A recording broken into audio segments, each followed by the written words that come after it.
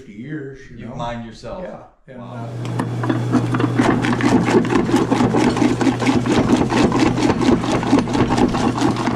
Then as time went on, the freeze thaw. Find it? Yeah. Deal.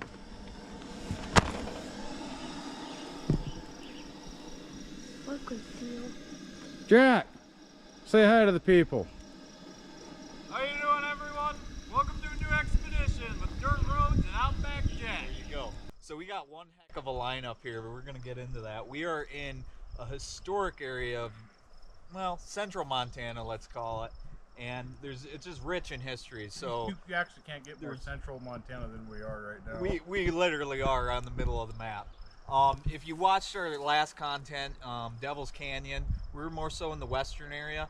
This is going to be central, and this area is littered with history. It goes back from cowboys and Indians, early frontier days, gold mining. Before the state was even a state. Yeah, it was a territory. So we're in a very historical rich area, and we're going to show that through this expedition. So we're going to be here for 2 days. Dirt Roads is staying a little longer than me, but we're going to be capturing a lot of cool stuff, and we're excited to have you along. Roll stuff. Oh my god, this is a gold mine. You're welcome. Yeah, this is insane. Some old mining tools. All right, Preston, can you give us a little historical intro where we can kind of just flow in here, look at everything before we sit down? You better not be recording. I am.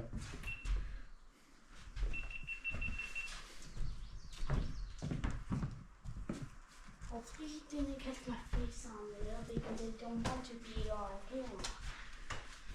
I'm a cameraman. I shouldn't be on camera. Well, most of the time I am. Not for guests.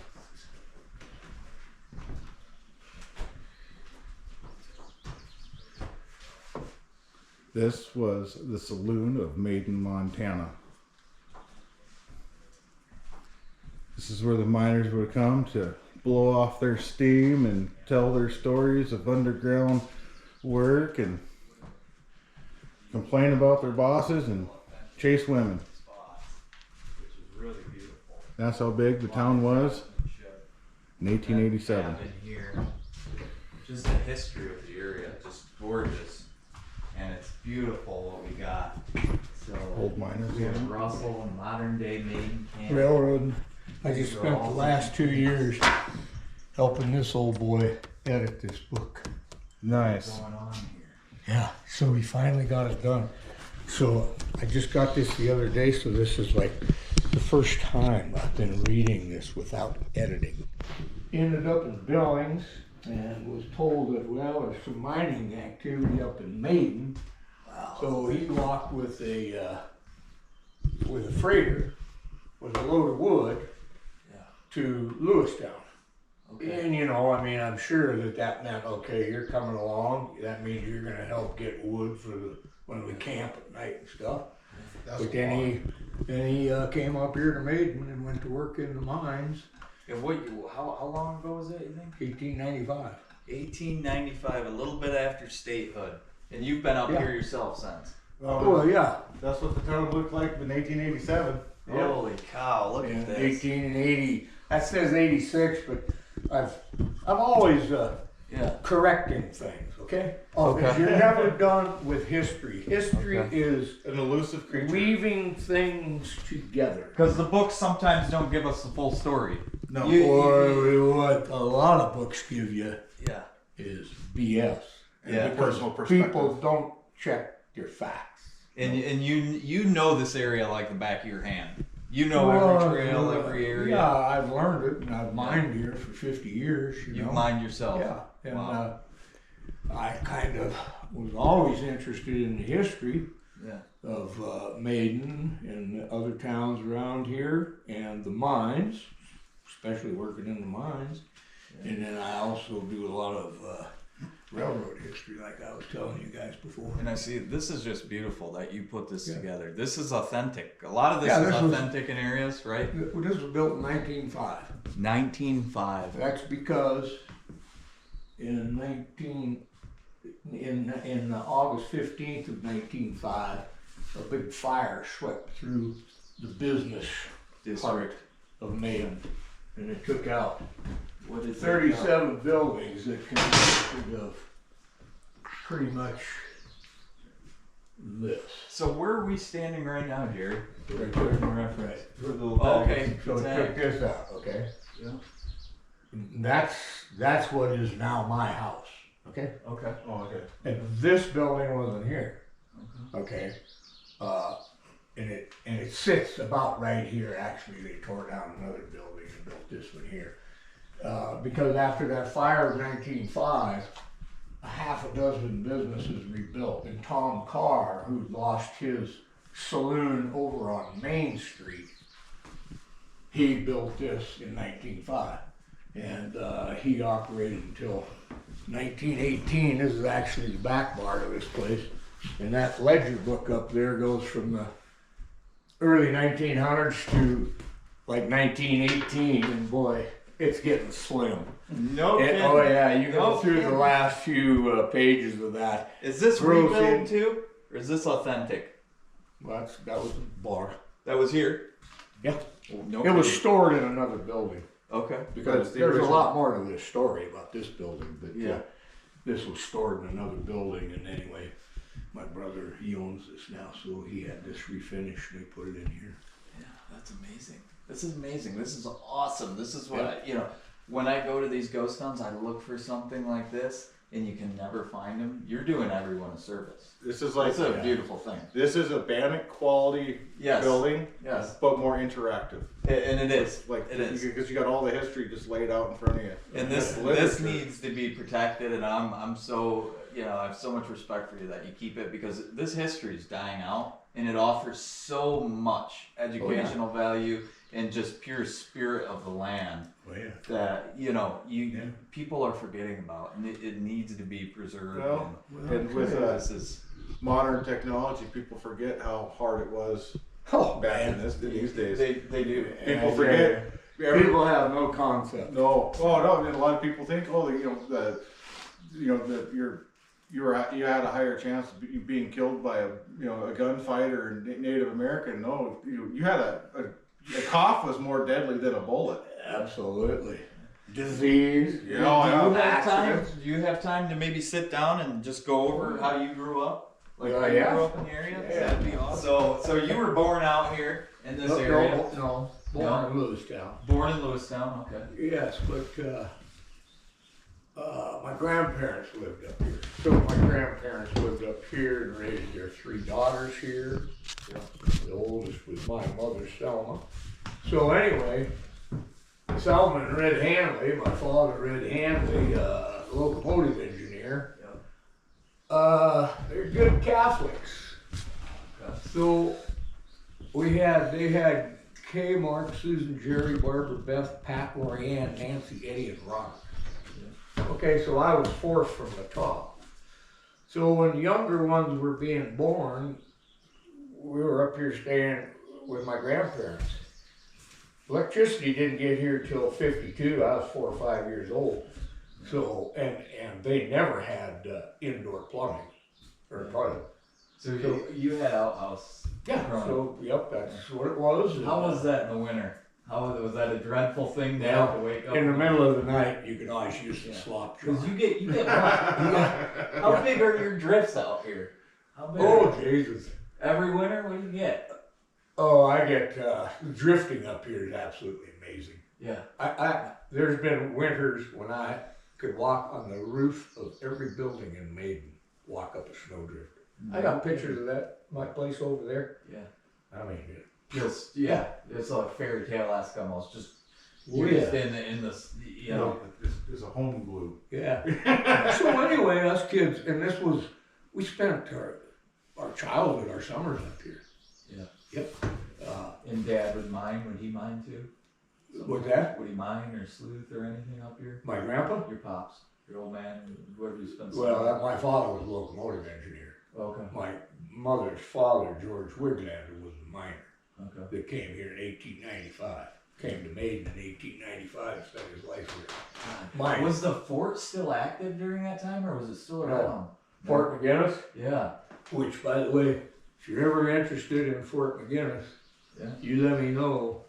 Oh, And I love will, that area. I will send you electronic version of Fort McGinnis that I recently did. It's got all the known photographs of Fort McGinnis. No kidding. Yeah, and I don't publish things. And I've looked for that. I've looked for like accurate old fort pictures. Can't find them.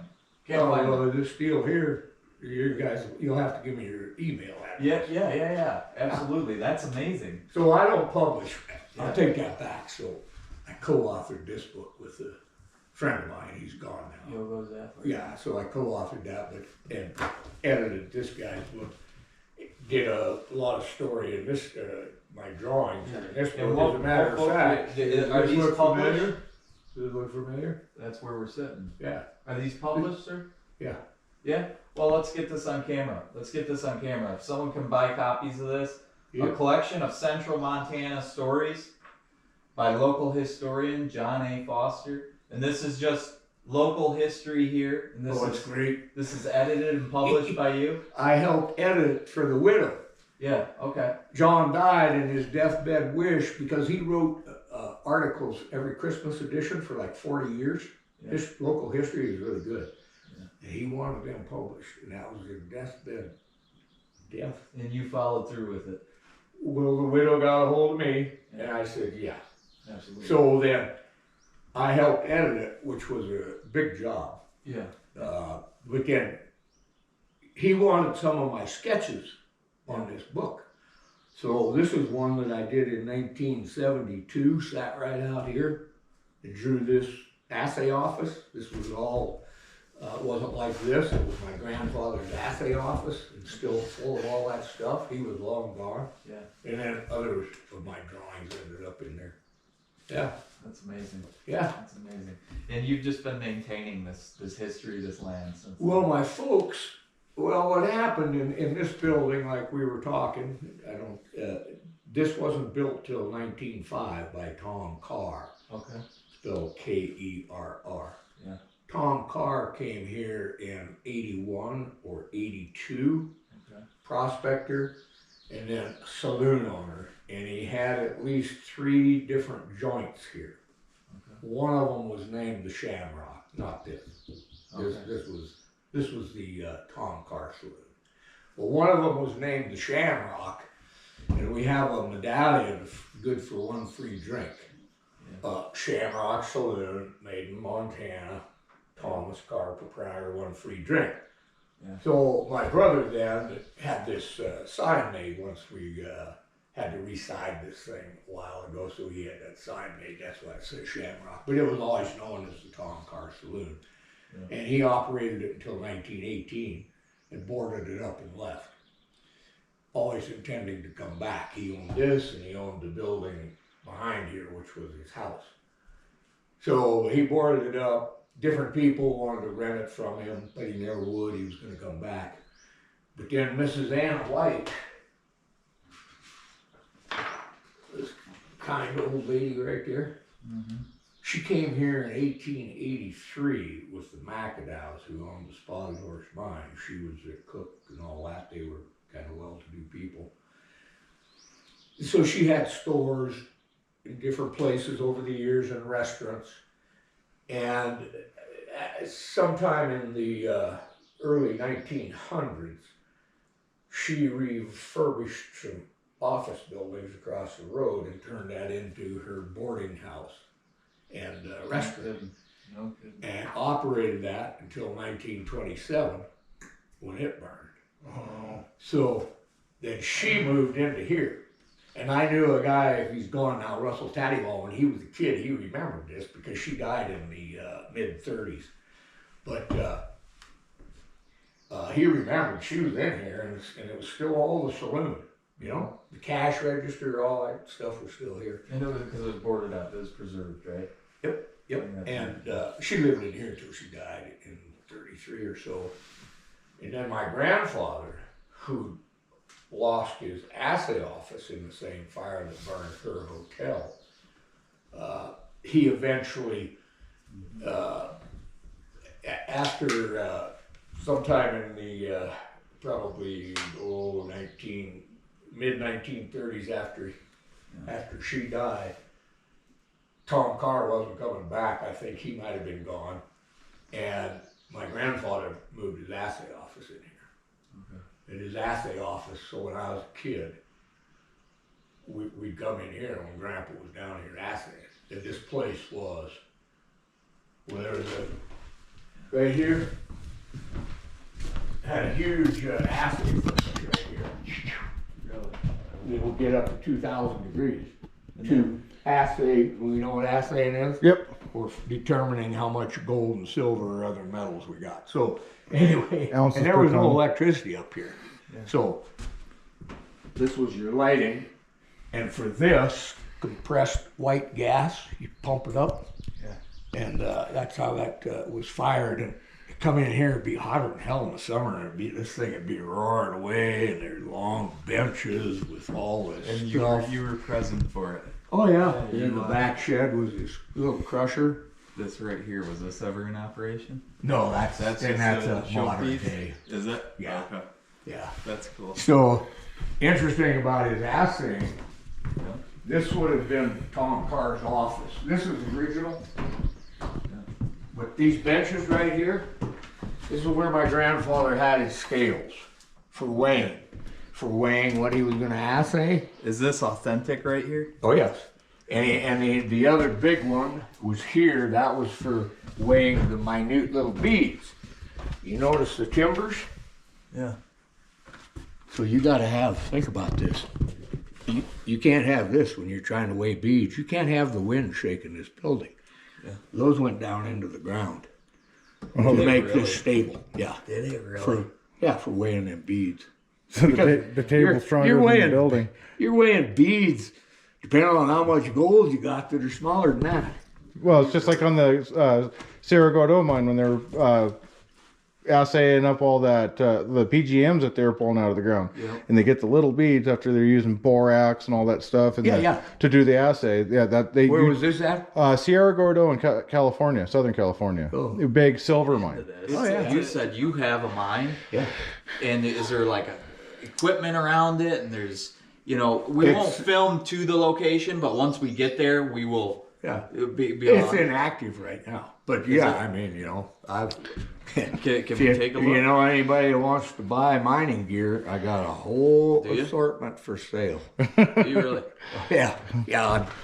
I'm done mining. And in reference to where we're at now, Yeah.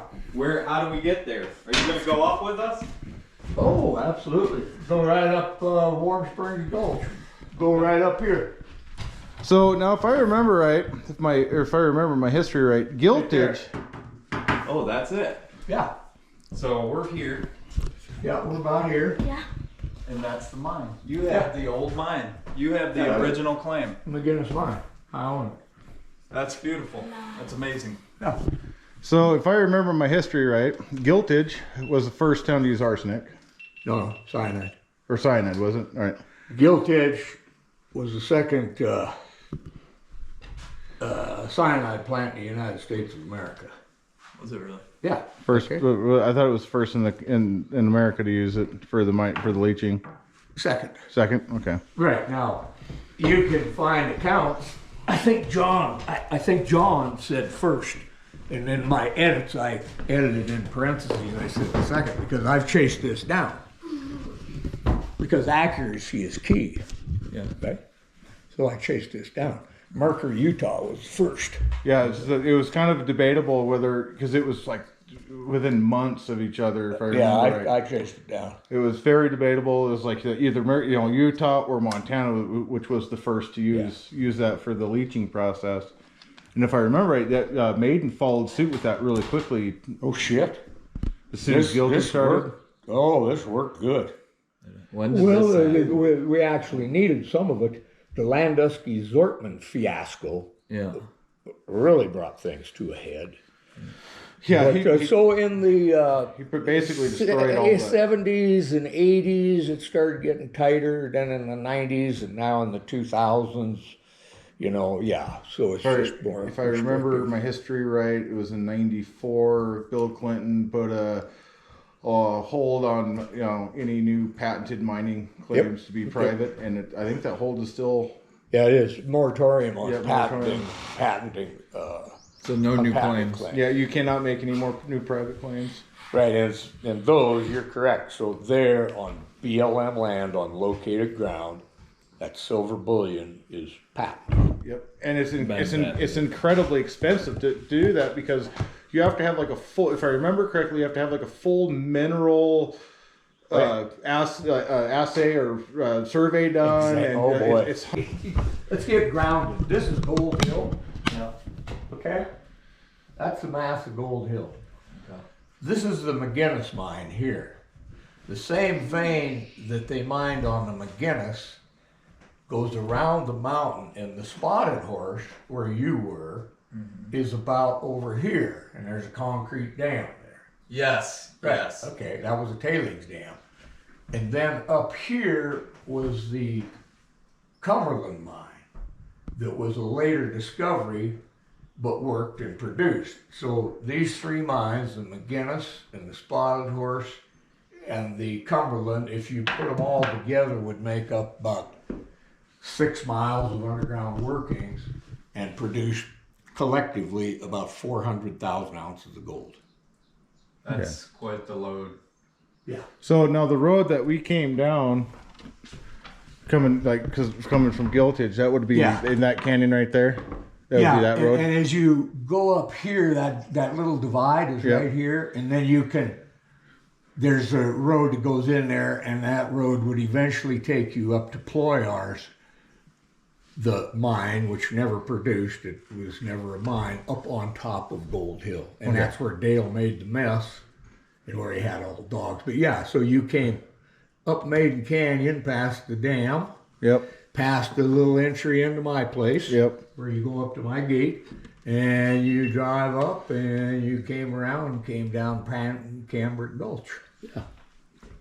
Yep. So that Or dam, you can go on up to the radio Big towers. Grassy. Yeah. So that dam along that road, did they dam that just so they'd have, for springtime, so they'd have a water source year round? No, that was a tailings. Oh, that was okay. Yep. I assume that would they probably built that just to dam that creek up so they'd have water year round. No. That's down here. Pardon? We got to see that, Jerry. So the water was a problem. So the McGinnis mill, this right here that looks like a road, It's an aqueduct. that's a 2.5 mile ditch line that winds around the mountains. It goes back in. There it is right there. It goes back up a draw. That's where they got water for the McGinnis.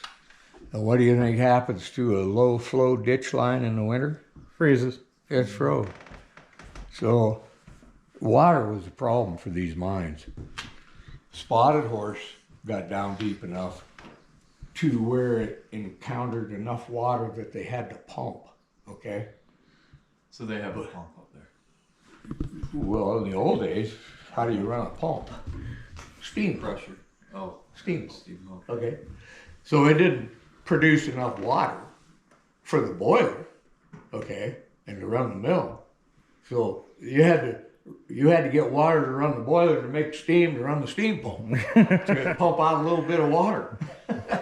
Yeah, these are the things that really made it Made life hard up here. made it uneconomical at times, to mine. And as the price of everything kept going up, but the price of gold locked right in there at $20.67 an ounce. Labor's going up, dynamite's going up. Wood's all the cost of everything's going up. Yeah. And now gold's like $2,300 an ounce. It's 19 right now. Oh, it must have gone down then. Right. But last I looked at it, it was well over $2,000 an ounce. Yeah, it was. So here's something interesting. You think about this. Let me tell you this first. So where I retired from was Stillwater's East Boulder mine. I spent my last 15 years down there. Okay. I'm familiar with that area. Pardon? I'm familiar with the area. Yeah, okay, so, and I was, by that time I was into the supervising end of things. But a good miner down there right now, now there's a lot of people that work in the mines that aren't getting these, miners' wages, but they're all making 25 to 35 bucks an hour. But a good miner down there with his contract, make $500, $600, $700, $800 a day. No kidding. You better believe it. You bet. Yes, I had a friend down there. He was mining, and he got in a good stope, and he was a real good miner. He made $260,000 one year. So when my granddad was mining, a miner on a payroll got $4 a day, $4 or $5 a day. And what year was And this? gold was in the 1880s, 1890s, early 19 teens. That was good money back then. Yeah, $4 or $5 a day. Gold was $20 an ounce. So now a good miner's getting $700-800 a day, and gold is $1,900. You see, the ratio is. It's starting to make it unprofitable for anyone investing. Yeah.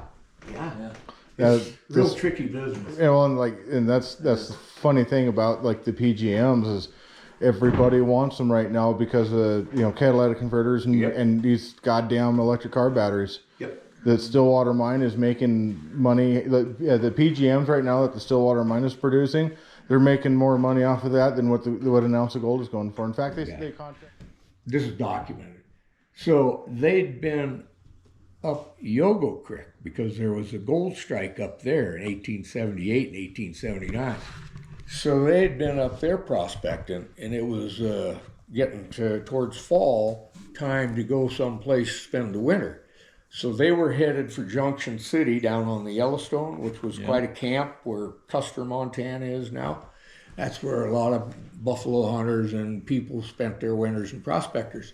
So when they were coming by here, they said, well, let's swing up here and see if we can find anything.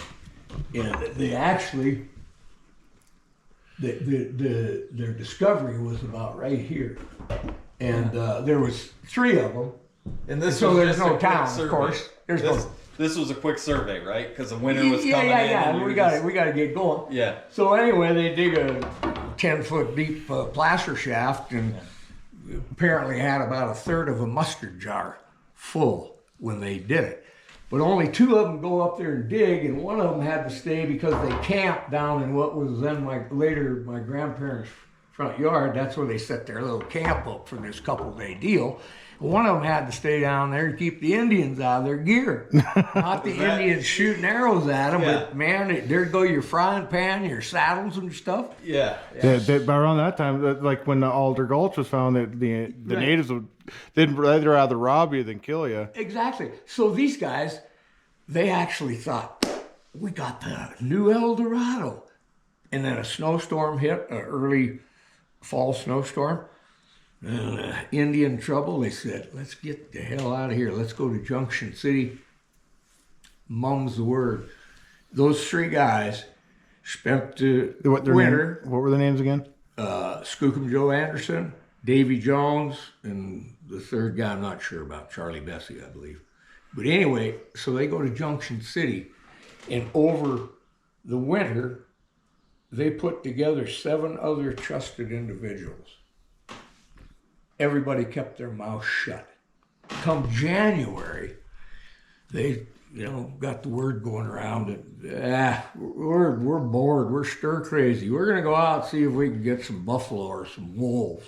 Okay, so they leave Junction City, and their ruse worked. Nobody followed them. Everybody said, "Shit, guys are nuts." So they came back here from the other side of the mountains. So this is in January 1880. They can't get into the mountains yet, so they camp out in the area that then would become Fort McGinnis. So they camp out there, and they can't actually get in here until like April. And then they get in here and really start earnestly doing placer digging there in Maiden Gulch and in Alpine Gulch down here. And the word gets out pretty soon. People start coming. in late 1880, you know, and by 81, the buzz was on, and the place was getting full of people, and there was tents. And Pike Landusky builds the first log building here in the spring of 81. And by the summer of 81, the place gets its name Maiden. Yep. And boom, it takes off. That Landusky, I kind of looked into him. He was a mean son of a bitch. He was kind of a character. Oh, yeah, quite the character. He lived right down. So what Gulch. What was the catalyst for getting people out here? What was the main travel route? Was there a rail link that was nearby, and then they'd hit horseback, or how did that work? Billings from the east Yep. would be Billings, Junction City, Okay. off of the Yellowstone River. Okay. Okay. Then from the north and west would be Fort Benton and coming down off the river. Okay. From the steamboats. That was how they got here. And then populations hearing about gold strike in the Judith Mountains, you know, and you're in Alder Gulch, which is all mined out. Yep. You know, Yep. and the rumors. Think of the rumors that would fly around. Yeah. You know, Yeah. oh yeah, they made a gold strike in the Judith Mountains. Yeah. They come up People here. come up here. And And these are their. This is a development. All this is a development from to feed the miners, right. the prospectors, To- and then they to start. sustain. Then the McGinnises discovered, and it was the mainstay of Maiden in some tough years through the 80s, Look at that. through the 1880s. There's the McGinnis. If we That's- go up there, This is up here still. We can see. no, this is all reclaimed. Okay. This is my shop, Yep. and the ruins of the 10 stamp mill I have. Do you have them? Yeah, Yeah, the 10 cent mill, I seen that. yeah, Let's get up there. yeah. Take a look. So, one quick question. So, like, the Milwaukee Road came just past this mountain. 10 miles. Yep. So Yes. did any of this ore land on the Milwaukee Road at all? You bet. Okay, that I kind of figured as much. Yeah. that's Shipments. Yes. what- I figured. So in the Cumberland shipments, so they got to Brooks by 1911. The railroad did. It got to Hilger by 1912, and then went on north. Wade. So the Cumberland mine enjoyed being able to get freight that close and ship ore. They had shipping ore rather than milling ore. Yeah. Yeah, I that was a suspicion of mine. It's like, Yeah. you know, the Milwaukee Road. They have railroads that kind of go into these areas where there was They were mining. going to go up to Kendall, you know. Yeah. Oh And yeah. by the I time remember. they got ready, it fizzled. Yeah, I remember hearing about that. That they were getting ready to build a railroad up that way. So, and remember, the Jawbone got to Lewistown in 1903. Before 1903, pretty much everything that got here by wagon. Yeah, everything got here.